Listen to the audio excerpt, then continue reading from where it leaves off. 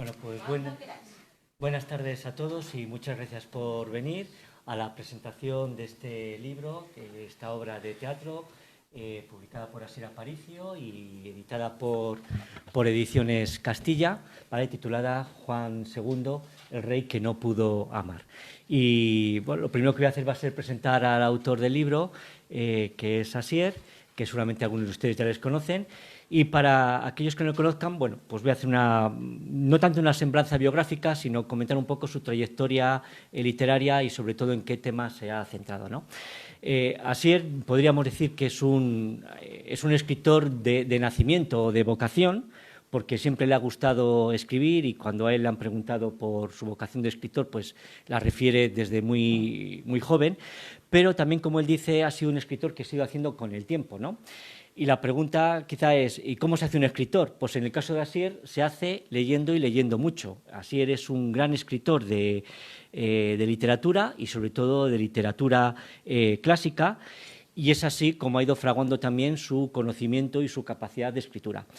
Un gran lector, además de lo cual se benefician pues, sus alumnos, porque actualmente ejerce de profesor de lengua y literatura en un instituto de secundaria, y lo agradecen no solamente a través de sus clases, sino a través de un ensayo que ha escrito titulado Conversaciones con Liber, que es un libro que hace un repaso sobre la literatura universal y nos va presentando a los diferentes escritores y sus obras y introduciéndonos en el contexto histórico y en el significado de esa obra, con lo cual no solamente lo disfrutan los alumnos, sino que podemos disfrutarlo, tenemos la suerte de poder disfrutar todos de esa capacidad de lectura de Asier. Bueno, y de esta manera, pues por vocación, que nació con ese gusto, con ese ánimo de escribir y por formación y oficio a lo largo de su tiempo, pues Asier ha ido alumbrando, digamos que una obra ya de cierta entidad y en tres campos, porque ha escrito novela, ha escrito teatro y también ha hecho algunas obras de poesía. Yo creo que lo más peculiar de la obra de Asier es que gran parte de sus obras de novela y de teatro tienen un marcado carácter histórico. Y esto significa no solo que se desarrollan en un periodo determinado, es decir, que toman una época como decorado o como ambiente, sino que en su caso los propios acontecimientos históricos del periodo en el que se desarrolla la obra se tornan en protagonistas del relato. Y en este sentido Asier pues, cuida con mucho mimo el ambiente y la recreación del ambiente histórico de esa época. Y no solamente de los acontecimientos, sino también de las ideas y del pensamiento de ese periodo. Y entonces nos encontramos con obras de novelas o de teatro históricas en que los hechos históricos no son solamente decorados, sino que forman parte de la trama y aportan interés a la trama, ¿no? Y además, tengo que decir, en mi faceta yo soy historiador, y mi faceta de historiador que cuando leo las obras de Asier se concede las mínimas licencias literarias posibles para armar su historia. En este sentido, procura la mayor fidelidad con los lógicos licencias o giros que para armar una historia pues uno puede cometer, pero sin forzar la realidad y sin forzar ni tergiversar los hechos o la forma de vivir y de pensar, ¿vale? Bueno, no es por eso, por ese rigor histórico y también por su calidad literaria y narrativa, por la que Asier ha recibido pues, diferentes premios. De hecho, los más recientes, no voy a referirme a todos, pero los más recientes han sido por obras de teatros. Uno, Panduro, que se basa en los motines del PAN, que hicieron aquí en Valladolid y en Palencia. Y también por Josefus, otra obra de teatro, que es una obra que está pendiente de publicarse y que lo hará en breve, ¿no? Y además de sus obras de teatro y de novela histórica, tienen otra peculiaridad. Y es que transcurren por nuestros escenarios de Castilla, de Palencia, Valladolid, Zamora, Burgos. Y esto también es algo que Asier ha dicho en muchas entrevistas y muchas conversaciones que hemos tenido. Y es que las grandes historias no necesitan de grandes sitios para que ocurran. Tendemos a pensar que parece que las grandes historias tienen que ocurrir en grandes ciudades, en Nueva York, o en París, o en Madrid, pero no es así. De hecho, las obras de Asier, aparte de la calidad y de la historia que nos cuentan, son una llamada de atención también para poner en valor nuestro territorio y nuestra historia. Y no por un afán de provincianismo, sino como una constatación de una realidad. Es decir, aquí han sucedido hechos de gran relevancia que han determinado en algunas ocasiones el futuro y la evolución de nuestro país, o han sido generadores de tensiones o de cambios, y hay que reconocerlos, ¿no?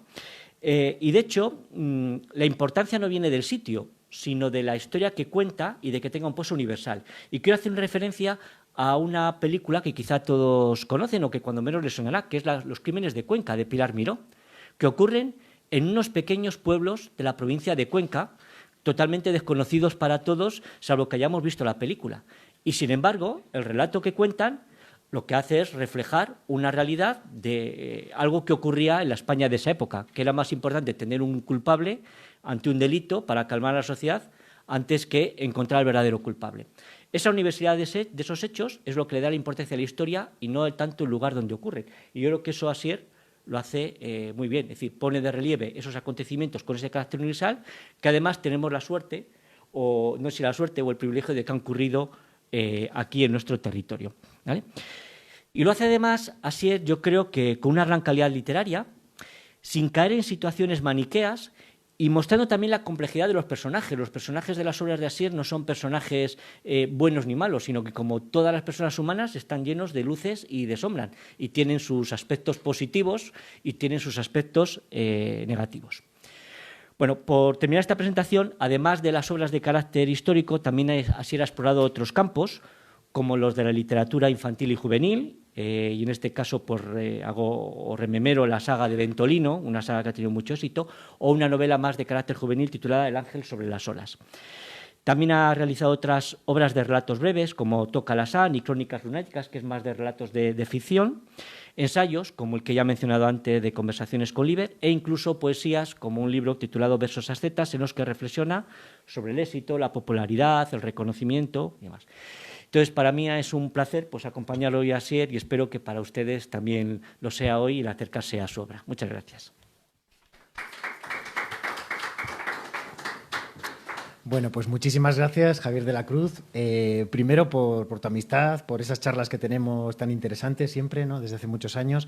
Y bueno, también pues porque en esas charlas se demuestra tu sabiduría. Él es doctor en Historia, por aquí, por la Universidad de Valladolid. Y la verdad que pues siempre que hablamos, además es especialista en historia local, entonces siempre que hablamos de estos temas de lo local, ¿no?, y lo universal, coincidimos plenamente, es lo que has dicho, ¿no?, que tenemos la idea de que hablar de lo local como que es pueblerino, ¿no? Bueno, depende del modo y de la manera, ¿no? Porque más local que... A ver, toda historia está localizada en un sitio, eso no puede ser de otra manera. Entonces, ¿por qué va a ser mayor, como tú bien decías, una historia que esté localizada en Londres o que esté localizada en París? ¿Por una cuestión de globalización? Pues yo me niego a eso. Es un poco cabreo contra la globalización, ¿no? Y un poco poner sobre la mesa que aquí ocurrieron grandes hechos y hechos muy trascendentes, pero no solo a nivel de importancia del país, sino también de importancia continental, importancia mundial, ¿no? Y entonces, bueno, es ese poner en valor, lo mismo que Shakespeare pone en valor... Romeo y Julieta lo pone en Verona, pero es una historia universal, de dos enamorados, da igual que sea en Verona que sea aquí en Valladolid, ¿no? O yo qué sé, o Don Juan Tenorio, que es en Sevilla, pues perfectamente podía haber sido también aquí en Valladolid o en Palencia, ¿no? Pero es que en este caso la historia es que nos habla de hechos que realmente ocurrieron y que tienen su relevancia, ¿no? En concreto, ya por meternos un poco con la novela, que creo que nos has hecho, tú es que como eres docente también has hecho ahí una... Sí. Bueno, digo novela, perdonadme el lapsus, es una obra de teatro en realidad, ¿eh? Pero es que parece una novela en muchos sentidos, porque el diálogo te va llevando, luego si quieres hablamos de eso, ¿no? Pero sí, coméntales un poquito este periodo. Sí, iba a hacer, aparte de la presentación, pues iba a hacerles una pequeña situación del contexto histórico en el que se desarrolla la vida de Juan II, que para eso les he pasado ese papelito, para que no se pierdan con toda la saga de los reyes y podamos entendernos. Bueno, la historia de Juan II, que como pueden ver ahí, gobierna entre 1406 y 1454, se desarrolla en el periodo que llamamos la Baja Edad Media, que es el último periodo de la Edad Media. Y es un periodo en el cual, por la Edad Media, va desapareciendo y va alumbrando la Edad Moderna. Y, de hecho, es el periodo en el que empiezan a resurgir las ciudades, empieza a resurgir el comercio, empieza a cobrar fuerza la burguesía, se empiezan a producir las transformaciones religiosas que luego darán lugar a lo que llamamos las herejías, a la reforma luterana, etcétera, etcétera, que también trastoca el papel de la nobleza, que va a dejar de ser una nobleza guerrera para ser una nobleza cortesana a medida que la reconquista se termina, y que también genera un cambio político, que es pasar de una monarquía medieval a una monarquía autoritaria. Y en ese cambio político es en lo que más se centra la obra de Juan II, ¿no? Por hacer una remembranza, y arrancando con Pedro I, que le sonará porque era conocido como Pedro Cruel o Pedro Justiciero, Pedro I fue el primer rey que intentó imponerse a la nobleza y hacer que el rey realmente tuviese un poder y que pudiese dirigir el país sin depender de la nobleza. Para ello, ¿qué hizo? Se apoyó en las ciudades y la burguesía. ¿Qué ocurrió? Que la nobleza se rebeló y apoyó a su hermano Enrique Trastámara, que es el que ven que tienen ahí al lado, Enrique. A lo mejor la historia la conocen, Enrique al final se impone y asesina a Pedro I. Supuso también que Castilla entrase en la Guerra de los 100 años porque Pedro I contará con el apoyo de los ingleses y Enrique II con el apoyo de los franceses. Cuando llega Enrique II al gobierno, a Enrique se le va a conocer por las mercedes enriqueñas, que van a ser concesiones que va a tener que hacer a los nobles por el apoyo que ha recibido. Y de hecho, buena parte de las familias nobles que aparecen en la obra de teatro de Juan II, que nos va a hablar Risier, se enriquecen y adquieren gran poder gracias a Enrique II. Y a partir de aquí, pues la historia un poco continúa. Cuando Enrique II muere, su hijo Juan I es muy débil y va a tener que seguir dependiendo de la nobleza. Le sucederá, como ven ahí, Enrique III, y Enrique III intenta cambiar un poco las cosas y busca apoyarse en la pequeña nobleza, pero también fracasa porque el poder de los nobles es muy fuerte y al final tiene que claudicar, ¿vale? Aparte que, como vemos ahí, su hermano, Fernando I Antequera, se hace con el reino de Aragón, y el reino de Aragón, al estar en una casa castellana, empieza a inmiscuirse en los asuntos castellanos para mantener sus privilegios y su poder, si lo consigue, controlar a Castilla y utilizarla para sus fines, ¿vale? Y a Enrique II le sucede su hijo Juan II, que es el protagonista de la obra, que como ven van a gobernar casi 50 años. Juan II va a ser también un rey débil, pero se va a encontrar con un personaje, que es el que aparece en la obra, que es Álvaro de Luna, que considera que lo mejor que le puede ocurrir a la monarquía castellana es que el rey sea fuerte y que se desvincule de los nobles, ¿vale? Y entonces aquí se produce una pugna entre Álvaro de Luna y los nobles para conseguir afianzar el poder del rey o que los nobles sigan manteniéndolo. Y eso es lo que nos cuenta, no digo mucho más, eso es lo que se basa la obra. Y bueno, pues aparecen los intereses de los diferentes personajes, el origen, cómo interviene Aragón, y yo de eso no voy a hablar mucho. La historia continúa, Juan II fallece, le sucede Enrique IV, y con Enrique IV se reproducen los mismos conflictos. Y aquí a lo mejor les suena algo más porque ya nos acercamos a los reyes católicos. Enrique IV también intentará imponerse a los nobles, pero los nobles se van a rebelar y le van a obligar primero a que acepte a Alfonso XI, a uno de sus hermanastros, cuando todavía es joven. Y cuando Alfonso XI muere, conseguirán que acepte que sea Isabel I la futura heredera, ¿vale? Como ya saben, le salió, trayendo una expresión popular, el tiro por la culata, porque luego Isabel se casó con Fernando el Católico e Isabel y Fernando consiguieron hacer realidad lo que no han conseguido todos estos reyes, que es afianzar la monarquía autoritaria, que en el fondo consiste en independizarse de los nobles mediante unos instrumentos muy sencillos. Primero, tener una hacienda propia, para que no tener que pedir dinero a los nobles ni a las cortes. Segundo, expulsar a la nobleza del poder y empezar a tener un funcionario propio a sueldo de la monarquía y que, por lo tanto, trabaje al interés de la monarquía y no a su interés. Y tercero, tener un ejército propio para no tener que depender de las huestes de los nobles. Y entonces ya no dependes de ellos y puedes manejar el país en base a tus deseos y a tus intereses. Pues este es el contexto en el que se sitúa la obra. Hay además una novela de Asier, que es la de Las voces y las piedras, que se sitúa justo antes, en el reinado de Juan I, sí. Y habla también de ese mundo convulso, de la dependencia de Juan con respecto a los nobles y de los conflictos que hay en ese periodo histórico. Y nada más, yo les dejo aquí, ya les cedo la palabra a Asier para que presente. Pero Javi, has hecho el colchón perfectamente bien. Ahora, si me permitís, os pongo las sábanas y las mantas y lo que queráis, ¿no? Pero es verdad, ahí está un poco ese conflicto. Yo cuando terminé la novela de Las voces y las piedras, publicada también con Castilla Ediciones, pues yo trataba ese periodo anterior, ¿no? Cuando muere Pedro I el Cruel y llega la casa de Trastámara, que es muy débil, ¿no? Y cuando acabé la novela, que justo acaba con el casamiento de Enrique el Doliente y Catalina de Lancaster en la Catedral de Palencia, por cierto, primeros príncipes de Asturias, el nombramiento de príncipe de Asturias es de esa época y es allí en Palencia. Bueno, pues ahí son los padres de Juan. Entonces yo digo, voy a seguir, voy a continuar. Y voy a continuar hasta Isabel, porque creo que Isabel ya sabéis más gracias a la serie de Radio Televisión Española, que no sé si eres muy forofos o no de ella, a mí me encantaba la serie de Isabel, con sus 3 temporadas, y yo quería contar lo inmediatamente anterior, que es la historia de sus padres. Y por qué rayos, cuando se casan Fernando e Isabel, eso no es nuevo. Eso hay una historia detrás convulsa, ¿no? Bueno, de poder, de tira y afloja, que no es solo propia de Castilla. En esta época, como bien ha dicho Javi, ocurre en más países, en más reinos, ¿no? Seguro que nos suena la Guerra de las Rosas, ¿no? Porque los ingleses se venden muy bien y la Guerra de las Rosas nos la han vendido en series un montonazo, ¿no? Y también en las obras de Shakespeare tenemos Enrique VI y Ricardo III que hablan de la Guerra de las Rosas, ¿no? Bueno, siguiendo un poco esa línea, digo, pero si es que eso ocurrió en montones de países y en Castilla tuvimos nuestra Guerra de las Rosas, tuvimos nuestra guerra hegemónica y tuvimos nuestra Casa del Dragón. Ahora que se lleva tanto estas series, ¿no? De a ver quién consigue el poder, de las acechanzas de la corte y tal, es que lo vivimos aquí. Y a mí que me llamaba la atención, además de seguir la línea temporal de Las voces y las piedras, pues ver que la obra estaba hecha aquí. Tenemos los escenarios. A 2 pasos que deis encontráis todos los escenarios de la obra. Medina del Campo, Portillo, Valladolid, era la corte de Juan II, durante mucho tiempo aquí estaba sentado, ¿no?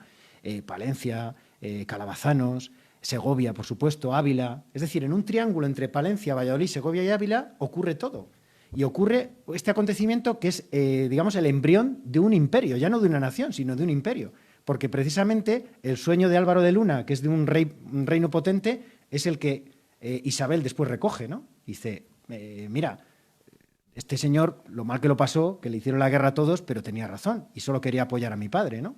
Bueno, y indago un poco en esa relación. Yo creo que no fue tan ambigua como luego la historia nos lo ha contado, pero sí que es verdad que esa relación de dependencia, de amor que hay entre Juan II, entre el monarca Juan II y don Álvaro de Luna, el condestable de Castilla, ¿no? Y claro, el subtítulo, El rey que no pudo amar. Yo no sé qué sugiere ese subtítulo. ¿Qué os parece? Después de lo que ha dicho Javi y demás.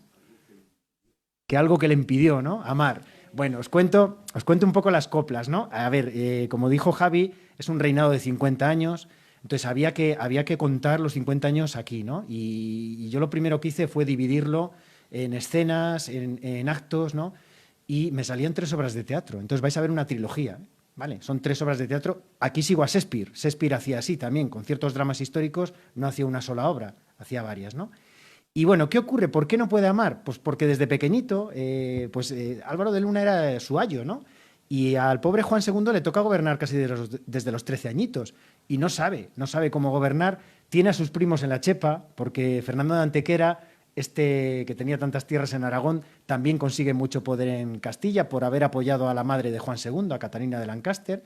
Y sus primos pues no quieren perder la preeminencia y las prebendas que tienen en Castilla. Y le van a dar la guerra todo el santo reinado, sus primos.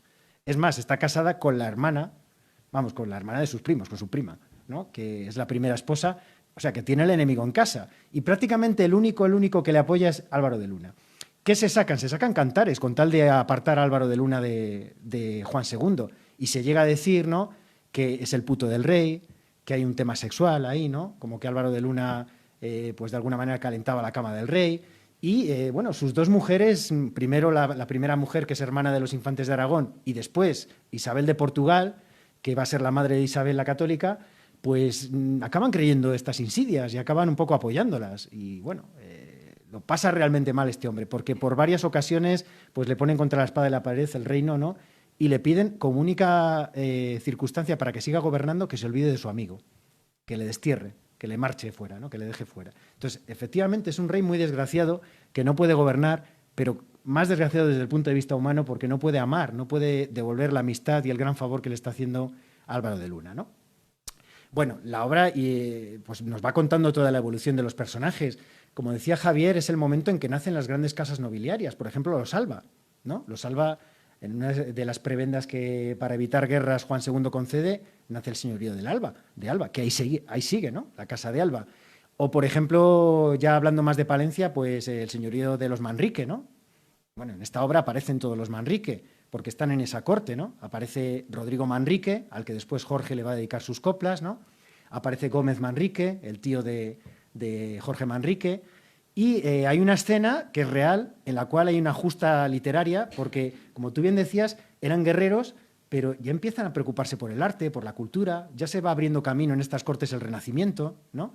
Y, bueno, pues hay una justa literaria, ¿no?, en la boda de Juan II con su segunda esposa, con Isabel de Portugal, en la cual compiten el Marqués de Santillana, que también estaba por ahí, ¿no?, de la Casa de Mendoza, con Gómez Manrique, con el tío de Jorge Manrique, a ver quién hace el elogio y la poesía más bonita a la nueva reina, ¿no?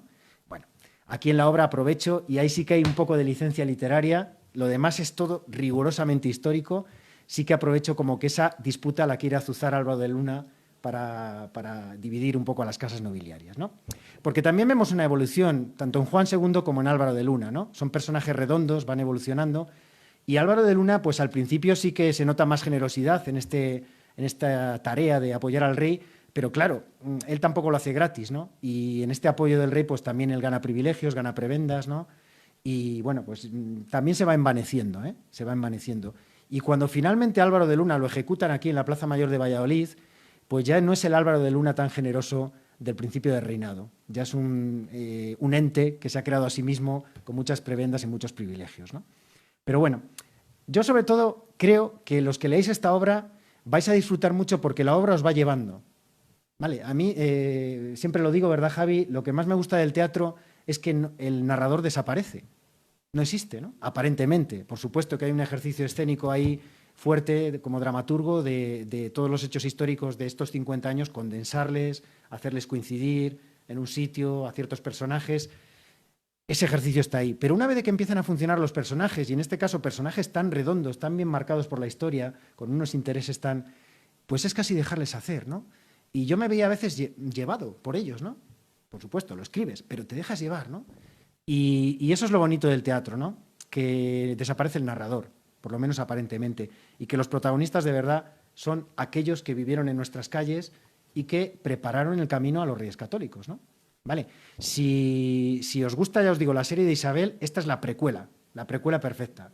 Y además yo siempre bromeo, no sé si será verdad aquí en la sala, pero igual por ahí en streaming hay algún productor de televisión o de cine por ahí, porque es verdad que aquí está la base de una precuela de la serie de Isabel. Están los diálogos hechos, está todo lo que ocurrió anteriormente, ¿no?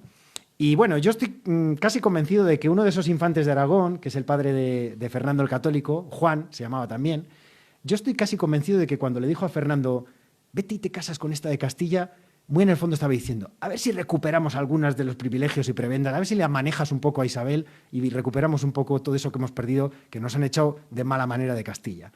Y bueno, Isabel como sabéis, tenía buen carácter, ¿no? Y no dejó que Fernando la mangoneara, ¿no? Pero sí, creo que es una historia, eso, además de cercana, pues con la que podemos hacer turismo y creo necesaria de conocer por cercana y por la importancia que tiene en nuestra historia. Yo soy breve, como somos docentes, aquí los chicos nos ofrecen 10 minutos, ¿verdad? O 15, y hay que hablar rápido y contar. Pero casi prefiero, porque así podemos entablar un diálogo también con los que habéis venido y podéis preguntar lo que queráis, ¿vale? Y yo no sé si alguien quiere preguntar algo, tiene alguna curiosidad o... Sí.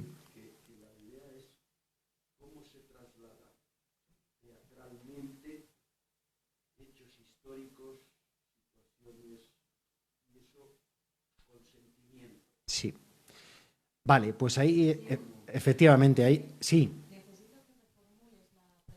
Sí, vale.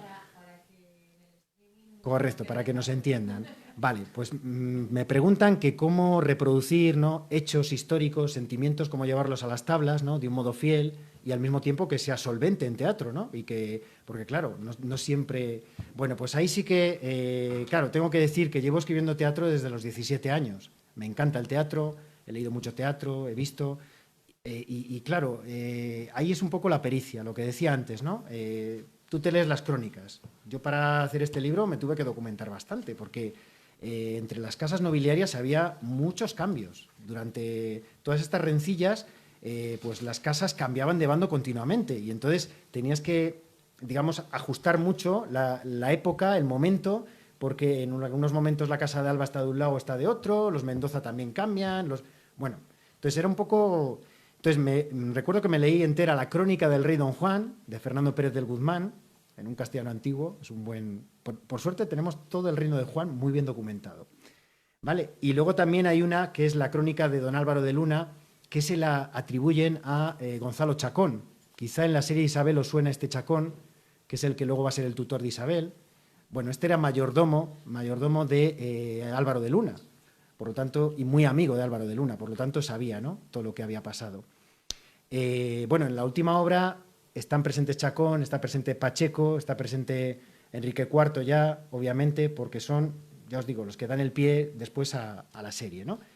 Entonces, respondiendo a tu pregunta, en un ejercicio escénico, ¿no?, muchas veces acontecimientos que aquí aparecen en una escena o que yo les hago coincidir, por ejemplo, en Medina del Campo a ciertos nobles, pues a lo mejor se dieron en 3 veces.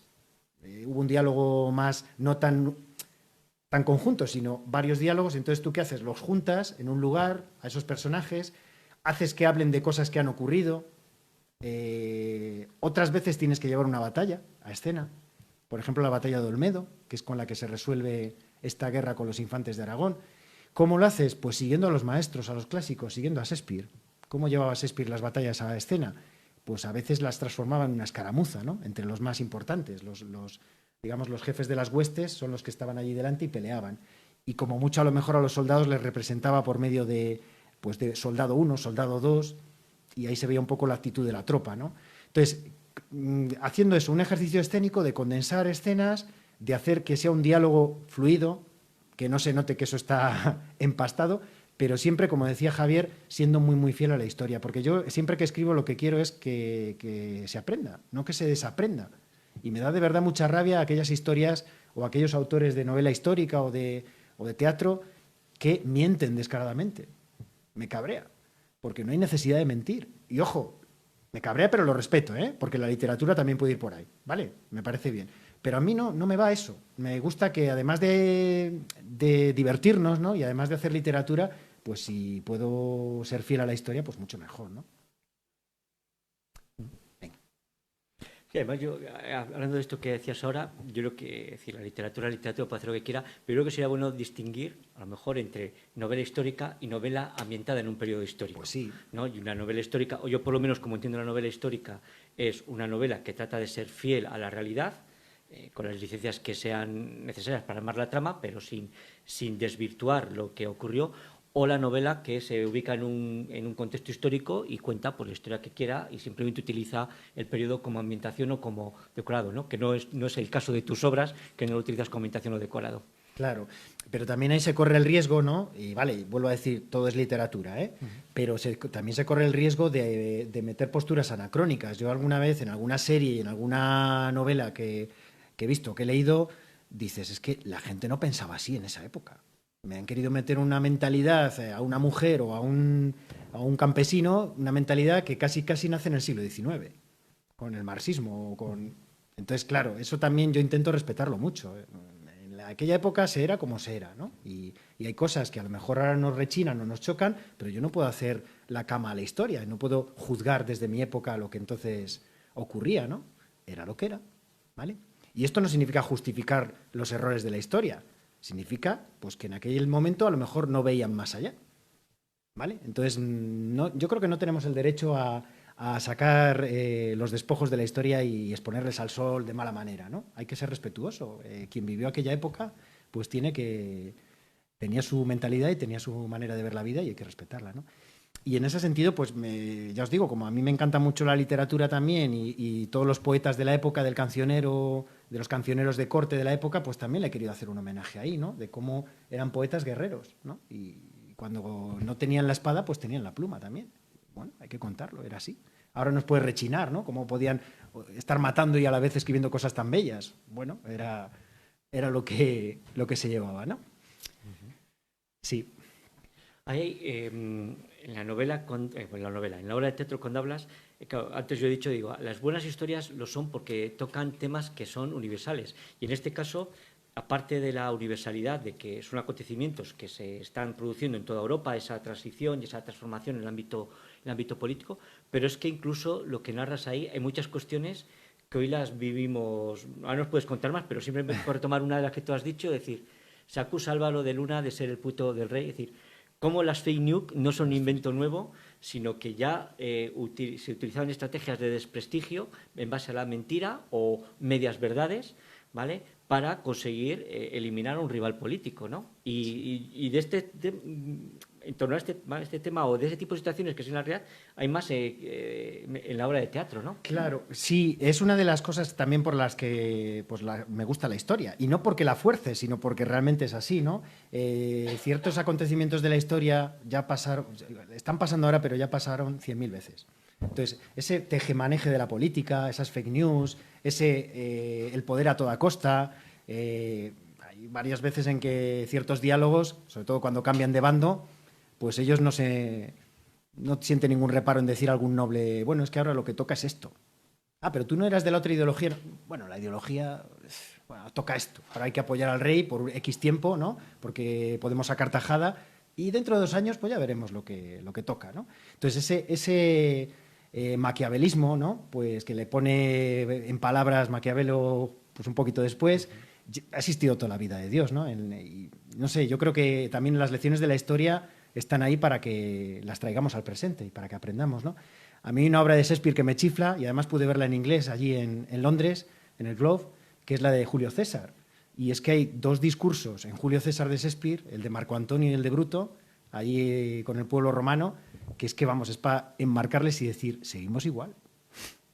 Qué facilidad, el populismo, ¿no? Qué facilidad para manejar, para llevar de un lado para otro con la palabra, ¿no? Y con las fake news, y con la invención, y con crear... Entonces, es verdad, Javi, que está todo inventado, ¿eh? Los griegos y los romanos lo inventaron casi todo. Sí. Yo sé, sí, pregunto. ¿Por qué decidiste que fuera una obra de teatro en vez de una novela?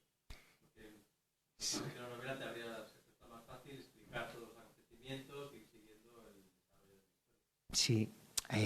Repite la pregunta. Vale, sí, bueno, es verdad. Preguntan que por qué una obra de teatro y no una novela, que a lo mejor esto se prestaba más a hacer una novela, ¿no? Sobre todo que la primera parte que has hablado era novela. Sí, la primera parte. Mira, pero por hacer la comparación, sí, en Las voces y las piedras me daba más para una novela porque los personajes eran anónimos. Yo ahí pretendía un poco hablar de la intrahistoria, como diría Unamuno, ¿no? De la gente más común, la gente que tenía su negocio en la lana, la gente de Castilla de entonces y las juderías, etcétera, ¿no? Y ahí sí que me importaba el latido de las calles, el ambiente, ¿no? Vale.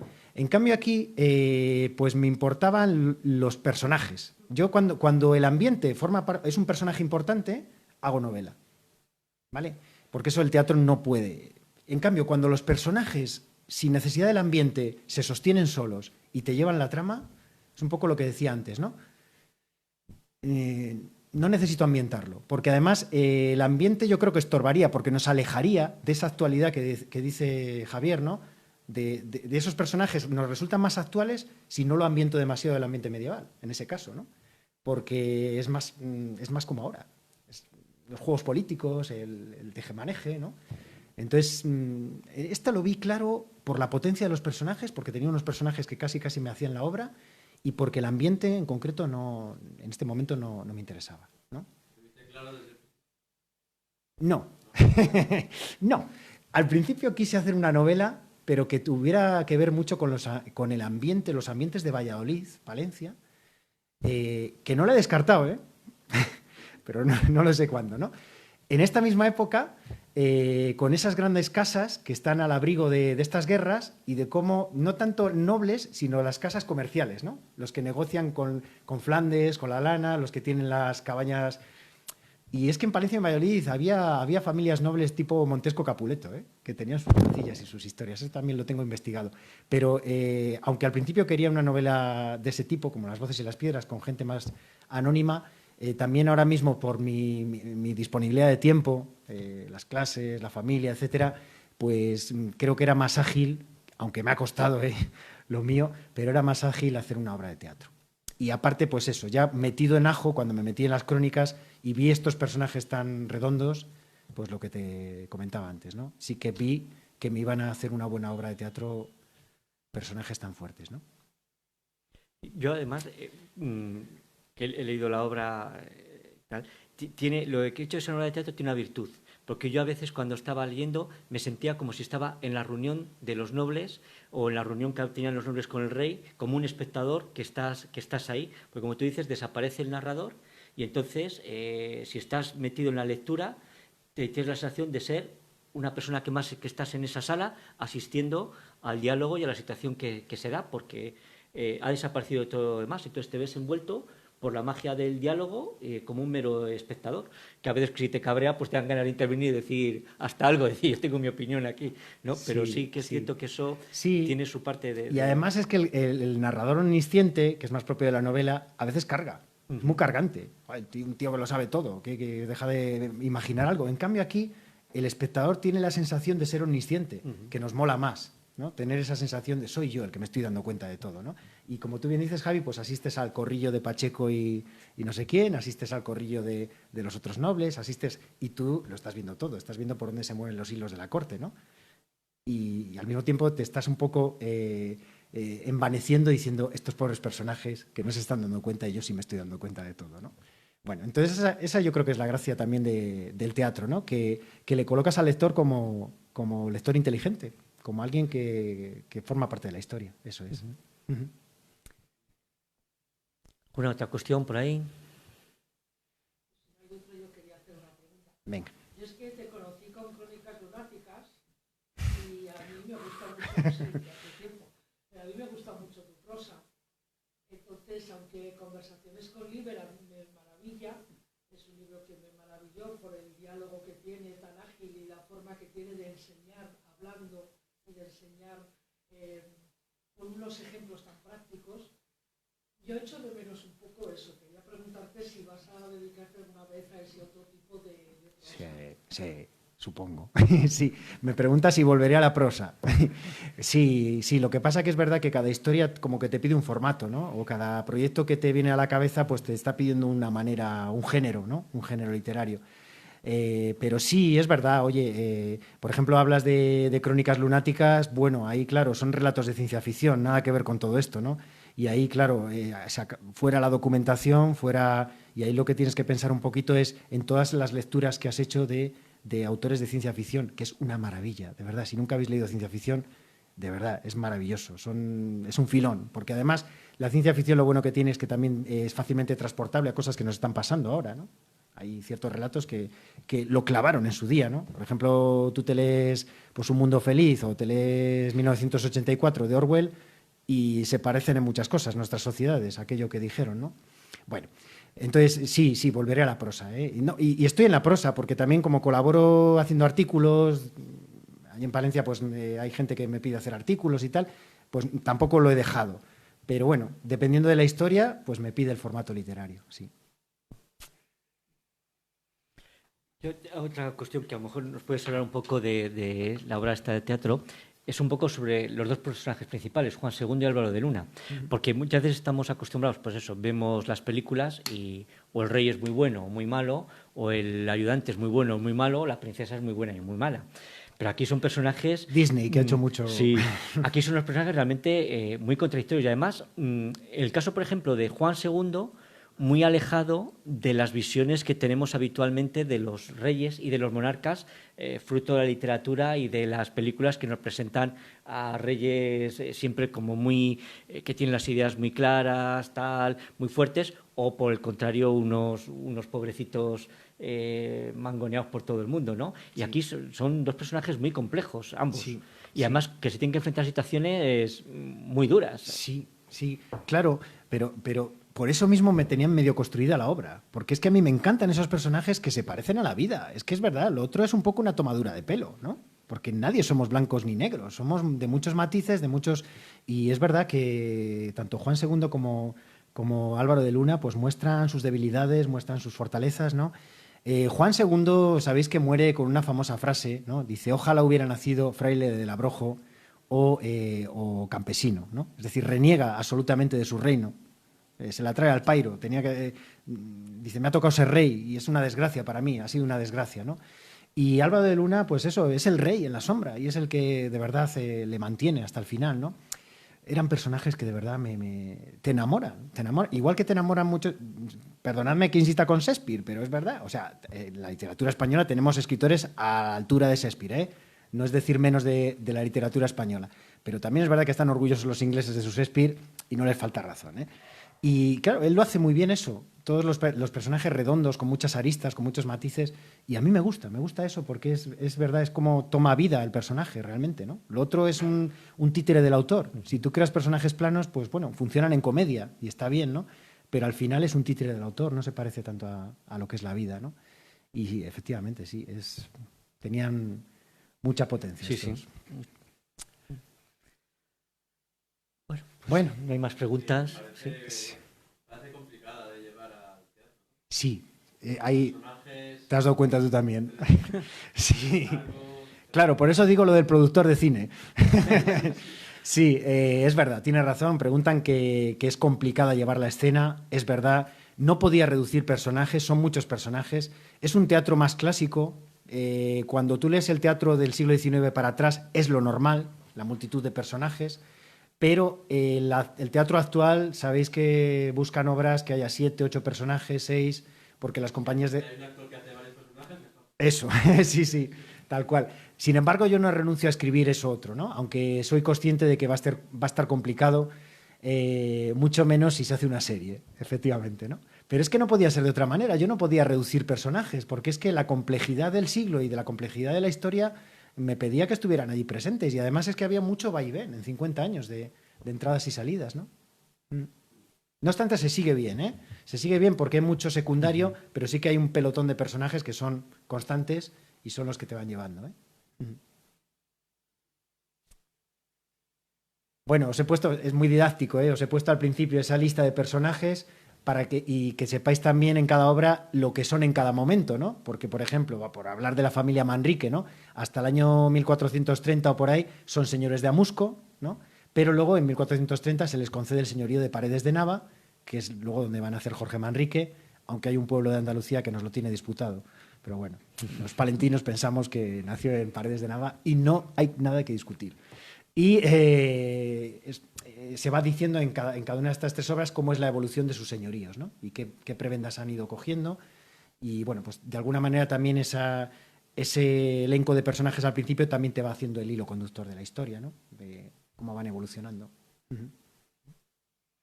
Y además los personajes hacen relación, no sé si te lo he contado alguna vez, hay un dicho que dice que no había en Castilla gran señor que en tierra de campos no tuviese un terrón. ¿No? Y buena parte de los personajes que salen en la comedia pues son grandes señores que tienen algunos sus principales posesiones en tierra de campos, pero otros que tienen parte de las posesiones. Sí, sí, sí, claro que sí. Sí, sí. Y luego, bueno, pues también sale la obra un recurso muy típico, ¿no? Cuando está desunido un reino, ¿qué hay que hacer? Pues buscar enemigos fuera. Vale, esto lo estamos viendo en política constantemente, ¿no? Entonces, hay un momento en el que se les ocurre a Juan II y a Álvaro de Luna no decir, tenemos que acabar con las guerras en Castilla. Hombre, tenemos ahí a los musulmanes. Vamos a hacer alguna incursioncilla, ¿no? Y ganan la batalla de la Higueruela, ¿no? Que la podéis ver en tapices en el Escorial, que está muy bonita.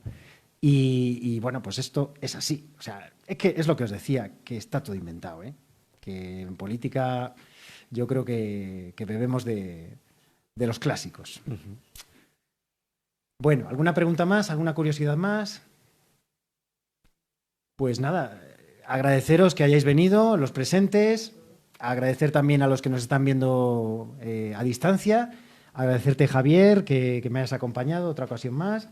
Y nada, agradecer también a la Casa de Zorrilla por este espacio y por este momento y que os guste mucho Juan II. Y vuelvo a deciros, si conocéis a algún productor de cine, por favor, pasadle mi número, ¿eh? ¿Vale? Muchas gracias.